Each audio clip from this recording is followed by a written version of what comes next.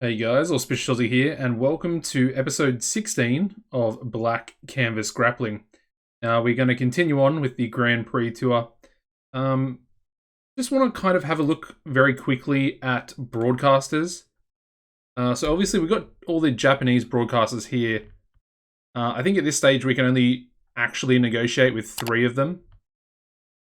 But I just want to give myself a bit more of a look through where we sort of need to be. So we're currently on All Japan TV, which is unfortunately only very small. Let's have a look at this one. So that's medium-sized with 65 popularity in one region. It actually seems relatively good. So once we go up to medium, if we can push ourselves up to 65 popularity in Kansai, we should be able to get a big pay-per-view carrier. So that might be one we think about going for once we go up to medium. This one, not so much. That's big size with a lot of popularity. This one's also medium with 40 popularity, but it's only a very small pay-per-view carrier. So I don't think we even bother with that one. This one's big-sized as well. We've got Japanese Sports Vision 2. They currently have Pride Glory's tour highlights. They're medium-sized, 45 popularity in 8 regions for a commercial terrestrial channel. So that's interesting. We've got this one as well, which actually we could go for. We could negotiate for. They are highly pro wrestling, but as you can see, they're only a free-to-air company. Free-to-air internet site at that as well. So we won't get any revenue from that, and it will just be popularity. Which I think you could say might be a bit of a smarter play when you're a smaller company. Although, the finances are always a bit of a worry.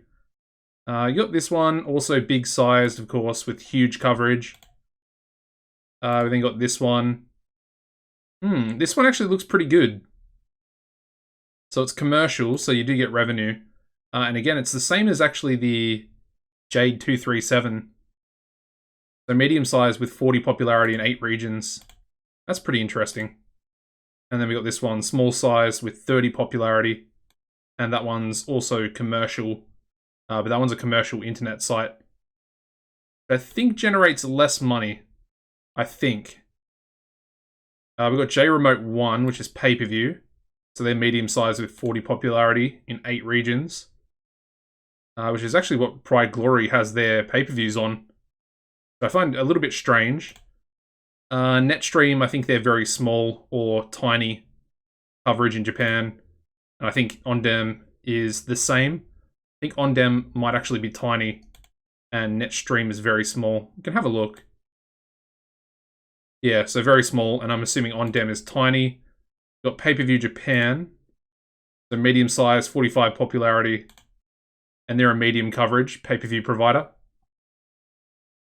We then got Prime Japan TV, which is free-to-air, but medium size. 40 popularity in 8 regions.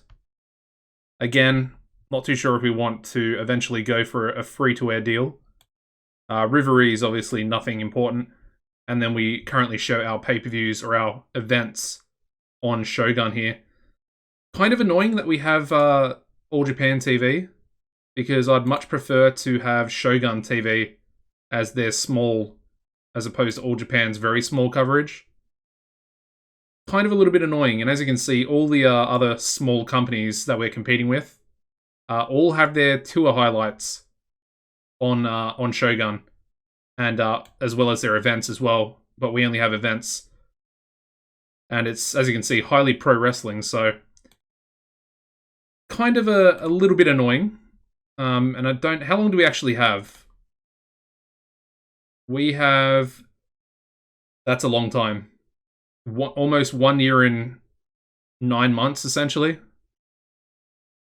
Yeah, that's a bit of a yikes. Anyway, let's get into the next tour. And of course, again, we're starting with Group A. Yeah, that whole broadcasting situation is going to be pretty interesting. I feel like, we need to keep a close eye on that. So we've got Yutaka Gata, and he is now dating someone from outside the wrestling industry. Good for him, I suppose. Let's have a look at EX. What are they doing? So they're doing 71 rated shows at the moment, which is definitely better than us, but I think that might be because we have a penalty. Now I'm wondering, so let's have a look. So it's 2,500 per show. If I was to upgrade, it's going to cost us 7,500 per show.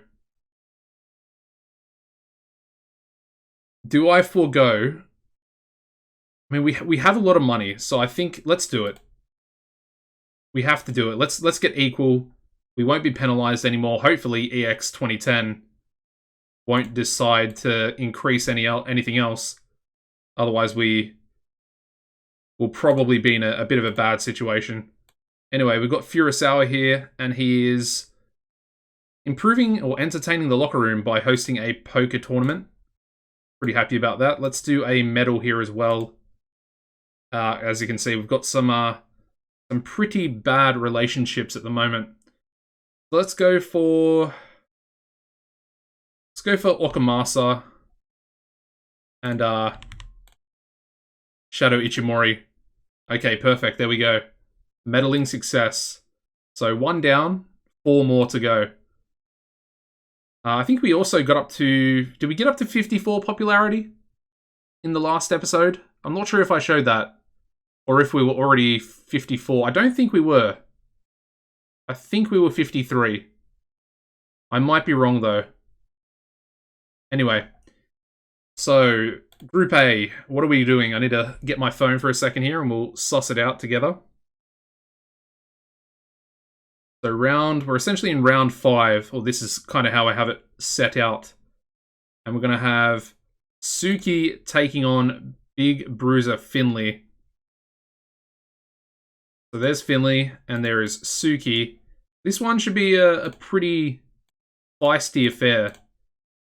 I don't think we're going to make this the main event. Because I think we've got a better main event tonight.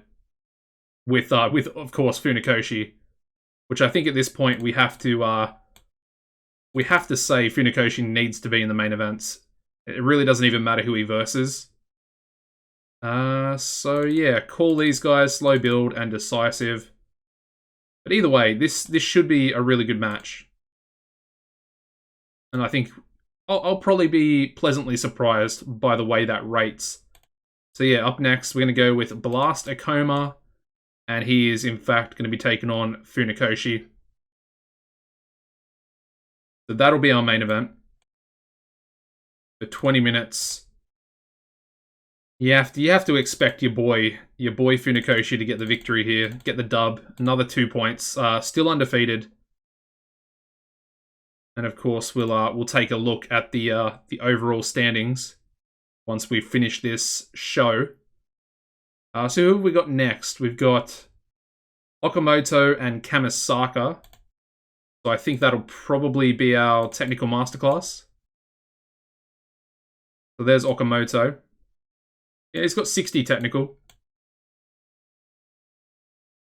And Okamoto, he's going to do what he does. Kind of feel a little bit bad for Kamisaka, but I mean, he had impressed me, and obviously we do need we essentially need one whipping boy per group. So it's good experience for him, even though he's gonna take the L. And he's taken a few L's so far as well. So there's that match, and that one will go on first. And then finally that leaves us with Taku, and he's going to be taking on Malloy. That's Toshinobu Taku. Ooh, there he is. Is he still injured? I don't think he's injured. He might still be injured. I can't... Yeah, okay.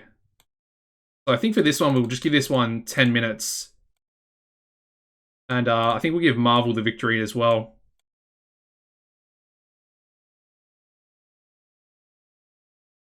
Yeah. I think that's probably beneficial. even though I don't really want to even have Yoshinaka Taku in a match. It does kind of make sense.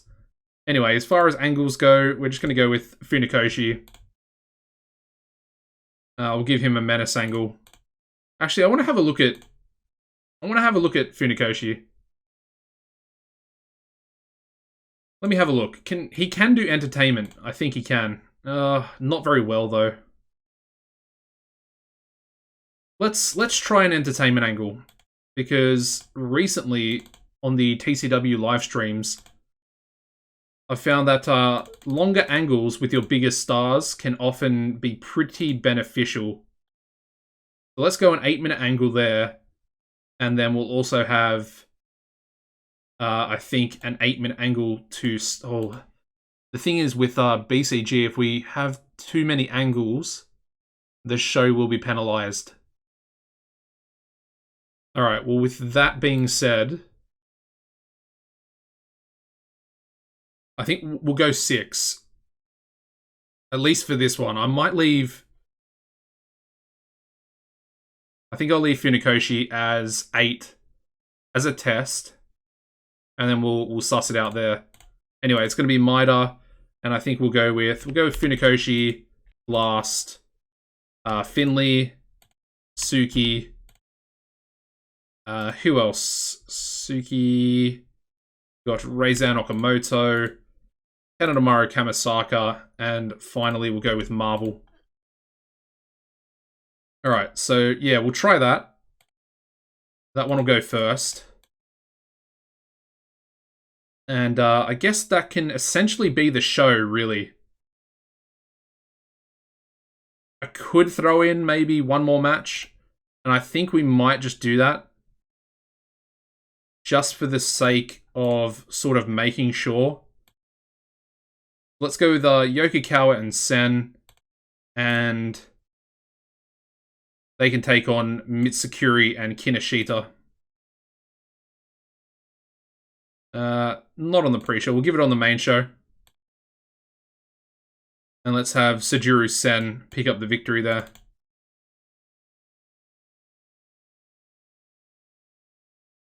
Alright, so that can be the middle match. I think that looks pretty good. And then we'll do one trios or 6-man tag on the pre-show. Let's have Dynamite Narahashi and Agata and Kisaka. And they can take on Ipitsutsai and Okamasa, and then we'll chuck in Yuragataya there as well. And we'll give Yuragataya the victory. And I think we'll make the loser Narahashi, as that's kind of been suggested by some of you guys in the comments. Because, you know, he is leaving us at the end of the month.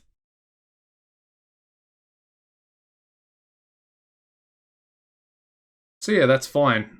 And what's our problem? We need a steal the show match, that's right. Pretty simple, we'll make it this one. Okay, there we go. Let's run the show. Alright, so we start off with a 48 rated pre-show match, where we have Yuragataya and Ipitsutsai and Okamasa defeating Explosive, of course being Dynamite Narahashi, Agata and Kisaka, in 12-16, when Masashi Yuragataya pinned Dynamite Narahashi with a jumbo backdrop suplex. Yeah, 48's not too bad. Alright, so we then start the show off with a 70 rated angle from Yoshifusa Maida. Of course, the man the Grand Prix is named after. And again, he kind of just introduces tonight's matches, I guess. So you got these two, these two, these two, and then obviously Marvel and, what's his name? Yoshitaku. Yeah, happy to see another 70, because that dropped a little bit lower last time, if I remember correctly. Alright, so we then start the show off with a match, our technical masterclass, getting a 52, which is not great. And we have Reizan Okamoto defeating Kanedamaru Kamisaka in 2019 by pinfall with a brainbuster suplex. But as you can see, unfortunately, Kamisaka and Okamoto don't seem to click, so it made for an awkward bout. That's a little bit unfortunate. We've actually, we've had a few of those throughout this tournament, so yeah, a fair bit of negative chemistry in singles matches. A little bit frustrating. Alright, so we then go into a 60 rated match, which is almost pretty funny at this point, considering he was injured and it was too short, and it did a lot better than the last match. But we have Marvin Malloy defeating Yoshinaka Taku in 9:33 by pinfall with a Marvel breaker. And as you can see, he was slowed down by injury somewhat, which is essentially the reason why I didn't want to make it too long, and it would stress his body out even more than it already is. But 60 is pretty good. I feel like if we still had the penalties from EX 2010 and the production value, then that might have been quite a bit lower. Alright, moving into the sort of throwaway match, I guess you would call it. Gets us a 49. We have Yokikawa and Sen defeating Mitsukuri and Kinoshita in 11:45 when Sujuru Sen submitted Koyo Kinoshita with an over-the-shoulder backbreaker. Yeah, I mean, this match kind of did what it needed to do. Nothing special. Also, worth mentioning, we've actually got more fans than we were expecting, so I'm happy with that. And that'll help out the finances a little bit more as well. Moving into our second last match of the card. Gets us a 64, and unfortunately, I thought this match was going to do pretty well. But once again, we've got some negative chemistry between two of our biggest stars in the company. That's really frustrating, man. And I think Suki's had like either 2 or 3 negative chemistries with people, which is really going to be detrimental if we ever want to put the world title on him. But we do have Suki defeating Big Bruiser Finley in 20 minutes 11 seconds by submission with a Suki Special 3. But yeah, they don't seem to click. Made for another awkward bout. Luckily, I didn't make it the main event. Speaking of the main event, that is a very good rating, and Funakoshi is a GOAT. He's definitely our GOAT. Actually, I mean, it's probably between him and Furusawa.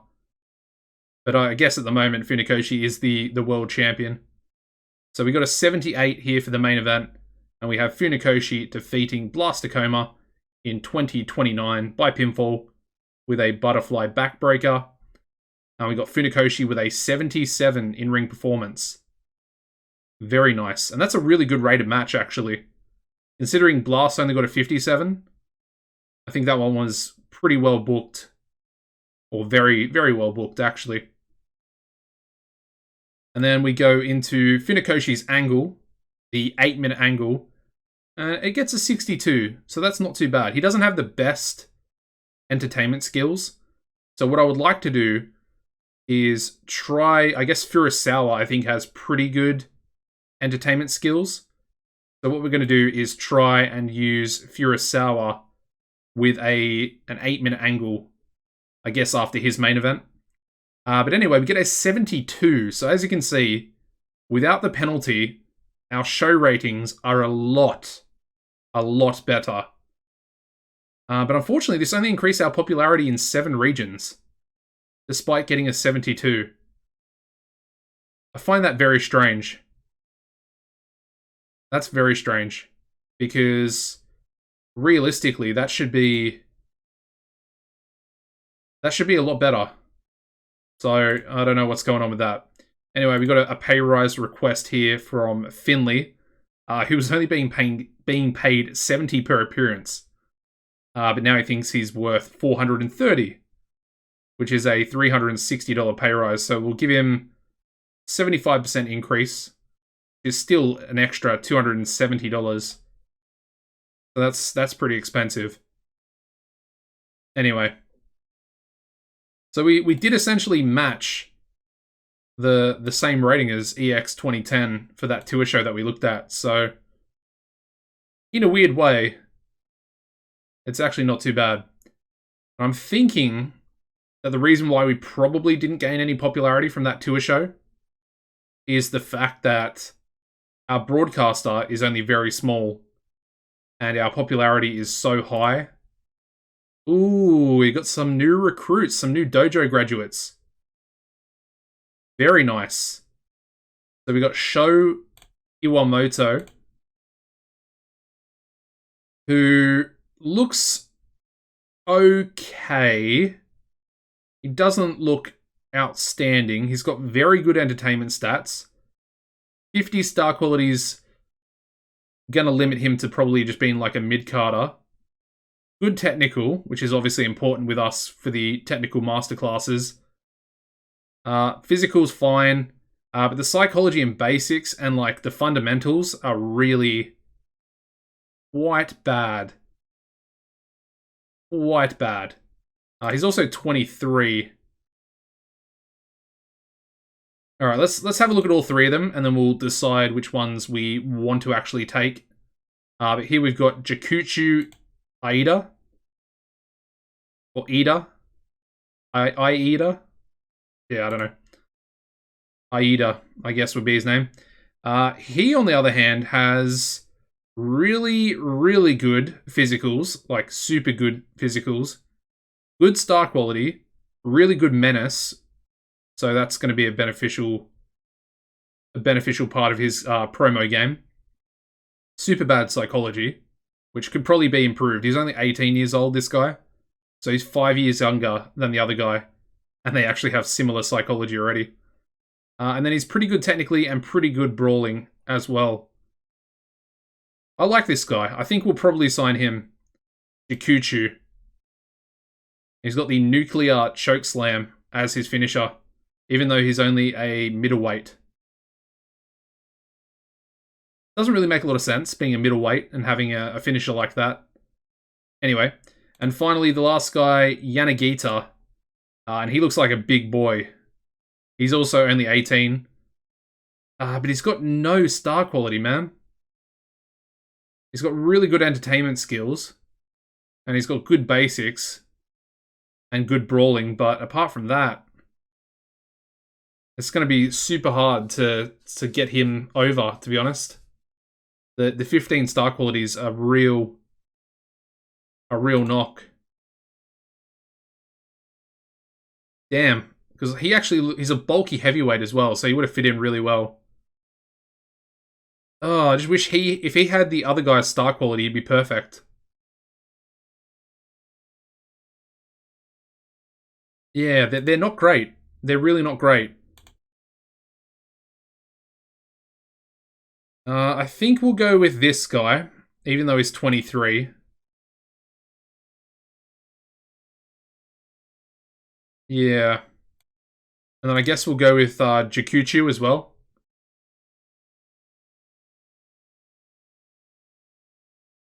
I mean, he's a flabby middleweight. He's 6 foot and 256 pounds. It's a bit of a yikes. But he does have good star quality. So we could do something with him. Unfortunately for Yanagita, we're going to decline. And then for these guys, I guess we'll give them a contract.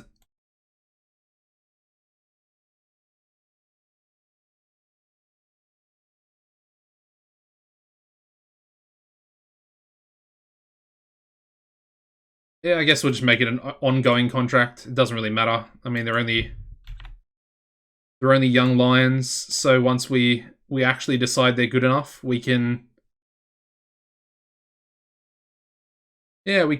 I guess offer them proper contracts, and there we go. Dynamite Narahashi has left, and then Yoshinaka Taku is now fully fit. Okay. Alright, so we've got another... Well, we actually have the event from EX 2010, and they actually get a 73. They have an 81 rated match, 79 there as well. But their main event was quite a bit worse, which is interesting. Either way, we're only going to worry about ourselves. We're not really in direct competition, so It really just doesn't matter too much about what they do at the moment, unless it's like production values. All right, so let's. Ooh, we have an incident. Let's check that out. Oh, nice. Oh, I thought he was about to take him under his wing as protege, but unfortunately, it just Wrestler's Court, and Jakuchu has been given a small positive impact, so I guess that's pretty good. Once again, let's go with James Diaz and Yuta Osono. Unfortunately, no effect this time. All right, perfect. So our main event is going to be the biggest main event we can probably have in this group, and it is the biggest match of the tournament, I would say, so far. At the moment, the two leaders of Group B are going to go at it. So it's going to be Bunraku Tori taking on Mabuchi Furusawa. And I'm definitely looking forward to this one, because it's got the potential to be our best match of the series so far. And of course, we're not being penalized now either. So there we go. Furusawa versus Tori. Our next match is going to be Miura taking on Storm Spillane. So Noritoshi and Storm. So we'll get them into a match together. Noritoshi has no technical, okay. So I was thinking about making this the technical masterclass, but obviously we can't do that. So I think we'll give Miura the victory. He's been relatively impressive. And obviously it's not really going to be Storm's tournament. But it is worth noting that they will be versing each other at the season finale, with the American Cobras taking on Miura and Yoshizawa for the World Tag Team titles. So this could be a bit of a preview for that, and it should be a good match. Storm's a little bit upset, so we'll keep him strong. It's not really gonna do too much to the overall show rating. Up next, we've got Tanyu Toshisai, and he's going to be taking on Yoshizawa. If I can find Yoshizawa, where is he? There he is. Nice. This one, I guess this one could be the technical masterclass, because I don't think Giant Brody's going to be able to pull that off. So I think we're essentially stuck with making this our technical. And we're going to give Toshisai the victory. So Toshisai is getting pretty close to the top of Group B, or at least to the runner-up position. Because if you've seen in the previous episodes, Furusawa is still perfect in the group. So that's there. We need to make it technical masterclass. There we go. And then finally, our last match is going to be Goto taking on Giant Brody in what is sure to be the stinker match of this show. Where is he? There he is. And unfortunately, it's only going to be 10 minutes, but Brody is going to pick up a pretty big victory for himself here as well. I don't think Goto can call. No, he cannot.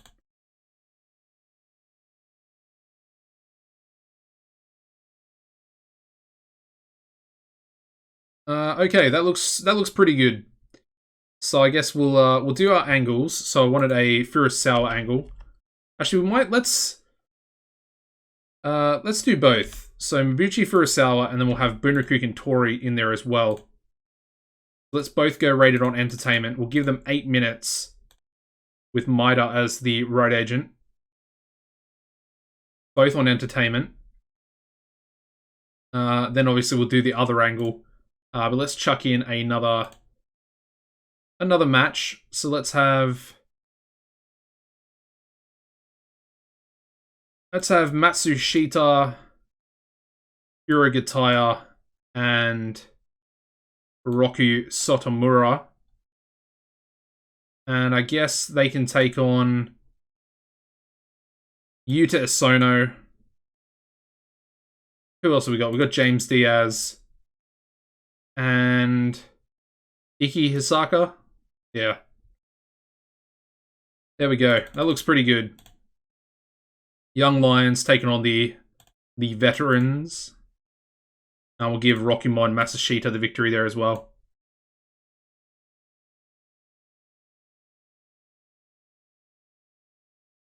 And I guess we'll also make that the Steal the Show match. And we can chuck that one in the middle. Oh, I did that in the pre-show for some reason. Alright, there we go. Perfect. And then I guess we'll do the starting angle again with Yoshifusa Maeda. And he can go with Furusawa, Bunraku Tori, Tanyu Toshisai, Inajiro Yoshizawa, Noritoshi Miura. If I can find him, there he is. Storm Spillane, and finally Giant Brody. And we'll give that one 6 minutes, and that'll start us off. Alright, perfect. One little pre-show match here. Let's go Agata and Kisaka. And I guess they can take on... let's go with Matsuzawa and Toshinobu Taku. That should definitely help them out. And we'll give Matsuzawa the victory as well.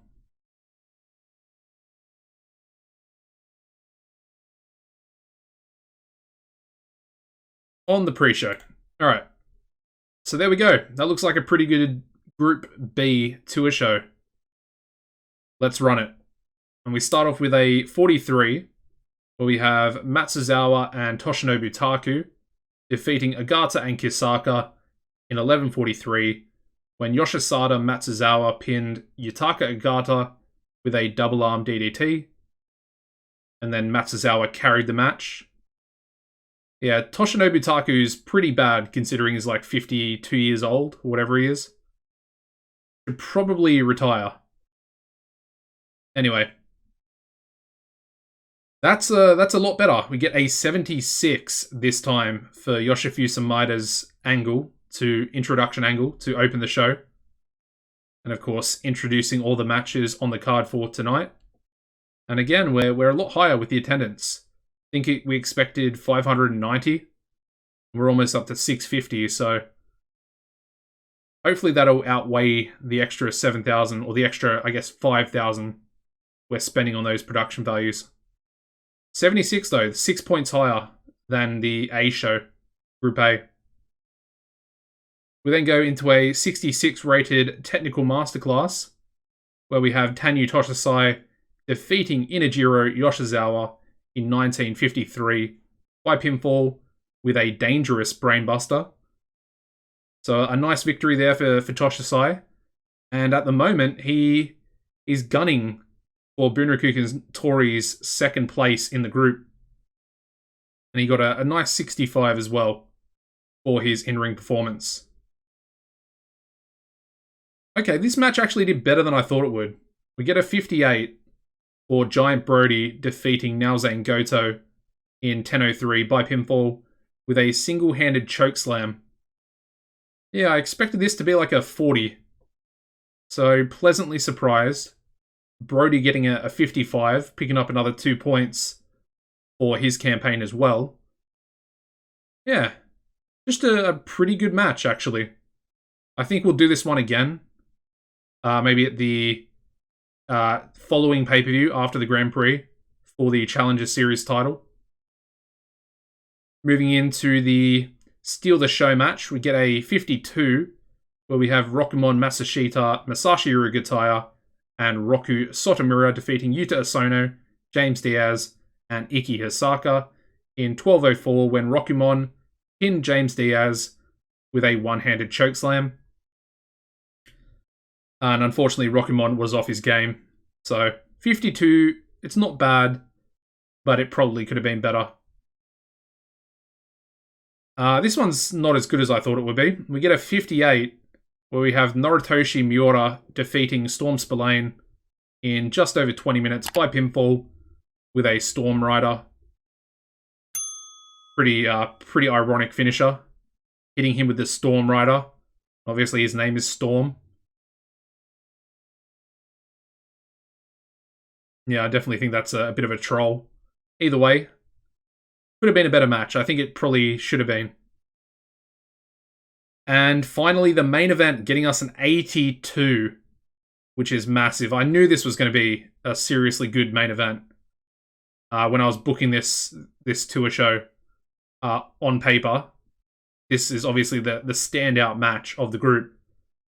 And we have Mabuchi Furusawa defeating Bunraku Tori in 1946 by submission with a Furusawa armbar.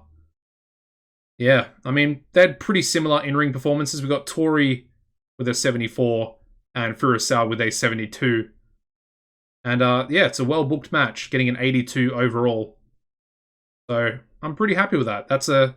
I'm not sure, I think that might actually be our best match. I think it might be.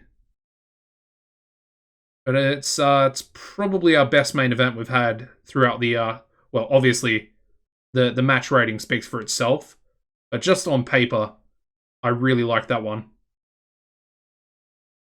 And then we go into a 68 rated angle where we have Furusawa and Bunraku Tori essentially shaking each other's hand and talking about each other in like a positive way. Let's just say that. And of course, they essentially say to each other they expect to verse each other in the final, which of course could happen if Furusawa wins the group and Tori comes runner-up, and then they both win their subsequent semi-final matches. So, yeah, Tori struggled going off script, so that's not great. But at the same time, a 68's still pretty good. I definitely think the 8-minute angles are a lot more beneficial than doing a 5-minute. Anyway, our overall show rating getting us a 76 this time, so that's a lot higher. Pretty sure that might be our best ever rating for a show as well. But once again, only increasing our popularity in 7 regions. That's really frustrating. Really frustrating. Kind of expect it to be a bit better. Anyway. What can you do, eh? Alright, so we've got 5-star. And they've increased their live event experience to medium, but I think that's to match yeah. That's to actually match ourselves and EX 2010. Which is essentially what we did just before, as you can see. Alright. So, with that said, I just want to take a quick look at Furusawa. And, I mean, yeah, he's actually so good. He's really, really good. He's still only 33. I don't think he gained any popularity, which is unfortunate, but what about our boy Funakoshi? I think he did gain some. No, never mind. He's actually lost popularity since the start of the series. Yeah, he lost 1 point since January, so that kind of sucks. Reizan, I think they're all kind of stuck at this point. Yeah. I think that might be the max popularity we can get for some of these guys due to our size, obviously being small. Your workers do get capped for their popularity at a certain point until you go up to the next size. So that kind of sucks. Anyway, on screen now, I'm going to give you a bit of an update on the groups. So here is Group A. As you can see, Funakoshi still undefeated, really starting to run away with the group. There are still, I guess, a couple of guys that could challenge. We only have, 2 rounds left. So there's only a maximum of 4 points available. But with that said, I don't think anyone can actually catch Funakoshi at this point. All right, and then we have Group B, as you can see here. And of course, we have Kurosawa in a similar position to Funakoshi in Group A. And he's undefeated as well. And then, of course, we have kind of the chasing pack in Bunraku Kentori, Hanyu Toshisai. And I guess that's really kind of it. Everybody else has sort of shared the points around a little bit. Obviously, Brody's on 4 points there as well. So, you know, I mean, some of these guys have had, I guess, a decent Grand Prix. And of course, like I said, we do have two more tour shows for each group left to go. So, yeah. All is not lost. And we will have our winners of the groups taking on our runners-up of the opposite group and vice versa. So, yeah. That is going to wrap up the episode, guys. Thank you very much for watching. If you could smash the like button, it would be much appreciated. If you want to play TEW 2020, you can find the link to that where you can go and buy the game in the description down below. Also, make sure you check out the Twitch channel. I am doing quite a few streams every week of Total Championship Wrestling, and it's going super, super well over there. We literally went from medium up to big in one stream. Well, not in one stream, but within the space of one stream.